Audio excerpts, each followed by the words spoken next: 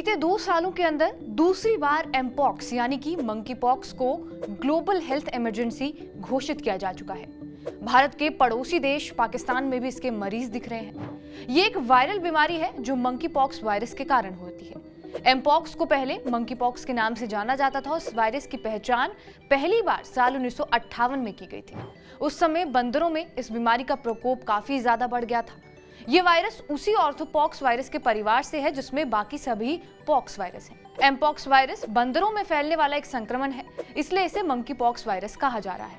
संक्रमित जानवर के संपर्क के आने से ये वायरस इंसानों में भी फैलता है, जैसा फिलहाल देखा जा रहा है। इससे पहले कोरोना वायरस भी एशिया से ही फैला था। इस बीच ये बात भी उठ रही है कि संक्रामक बीमारियां अक्सर अफ्रीकी या एशियाई देशों से दस्तक क्यों देती रही हैं और वो क्या कारण है जिनकी वजह से ये बीमारियां इन्हीं देशों से फैलती हैं। मंकी पॉक्स के अलावा अगर बात की जाए तो कोरोना वायरस, जीका और इबोला जैसी बीमारियां भी सबसे पहले अफ्रीका या एशिया में ही देखी गईं। वर्ल्ड हेल्थ ऑर्गेनाइजेशन यानी कि WHO के डिसीज आउटब्रेक न्यूज के मुताबिक ग्लोबल स्तर पर डराने वाली बीमारियों में से ज्यादातर का सोर्स या तो अफ्रीका होता है या फिर एशिया। वहीं जानवरों से इंसानों में फैलने वाली बीमारियां अफ्रीका में ज्यादा देखी जाती हैं। साल 2012 की बात की जाए तो वहां से लेकर 10 सालों के अंदर इसमें 63% बढ़त हुई है। इन्हीं 10 सालों में यहाँ 1800 से ज्यादा बीमारियां ऐसी आई हैं जो संक्रामक थी या फिर जिन्हें नया कहा जा सकता है।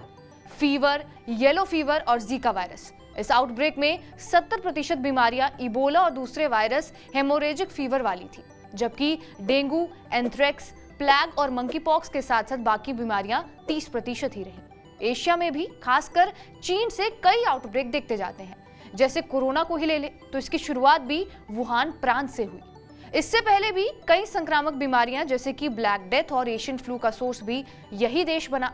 सार्स यानी कि सिवियर एक्यूट रेस्पिरेटरी सिंड्रोम, जिसमें मृत्यु दर काफी ज्यादा होता है, ये भी पहली बार दक्षिण चीन में ही देखा गया था। अफ्रीकी देशों और एशिया में चीन से ये बीमारियां क्यों फैलती रही हैं, इसके कई कारण हो सकते हैं। सबसे पहला कारण है यहाँ की आबादी।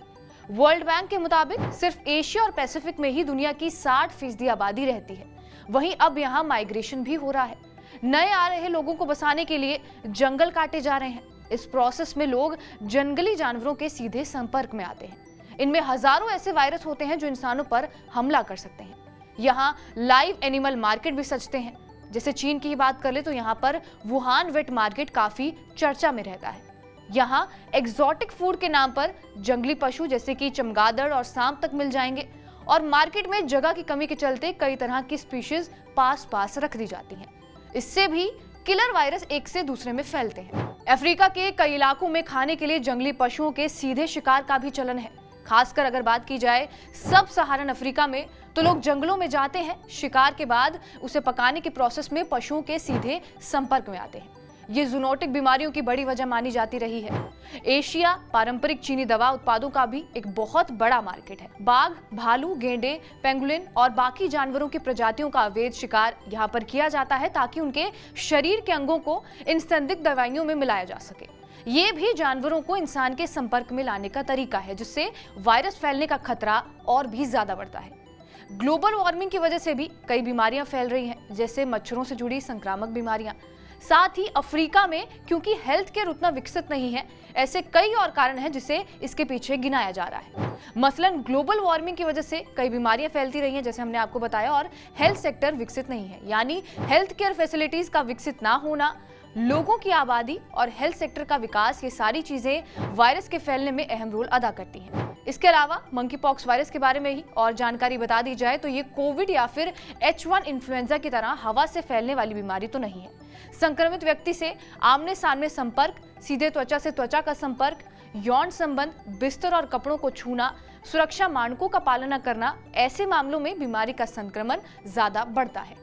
शुरुआती लक्षणों की बात की जाए तो इसमें बुखार, तेज सिर दर्द, साइनस की सूजन, पीठ दर्द, मांसपेशियों में दर्द और ताकत की कमी का एहसास होगा। बुखार आने के 1 सप्ताह के अंदर शरीर पर छाले और लाल धब्बे दिखाई देने लगते हैं। हालांकि इसे लेकर फिलहाल बहुत डरने की जरूरत नहीं है। कोरोना प्रोटोकॉल का पालन करके मंकी पॉक्स को फैलने से रोका जा सकता है, ऐसा WHO का कहना है। साल 2022 में भारत में मंकी पॉक्स के मामले सामने आए थे और उस समय केसों की संख्या सिर्फ 30 दर्ज की गई थी। इसके बाद से मार्च 2024 के बाद भारत में मंकी पॉक्स का कोई भी केस अब तक सामने नहीं आया है। इस साल मंकी पॉक्स के सबसे ज्यादा मामले अफ्रीकी देशों में आए हैं, जिससे भारत में भी इसको लेकर हलचल मची हुई है। हालांकि एक्सपर्ट्स का कहना यह है कि फिलहाल इससे डरने की कोई बात नहीं है। आपका इस वीडियो पर क्या कुछ कहना है, हमें कमेंट बॉक्स में जरूर बताएं। बाकी देश और दुनिया की तमाम बड़ी खबरों के लिए बने रहिए हमारे साथ TV9 डिजिटल पर।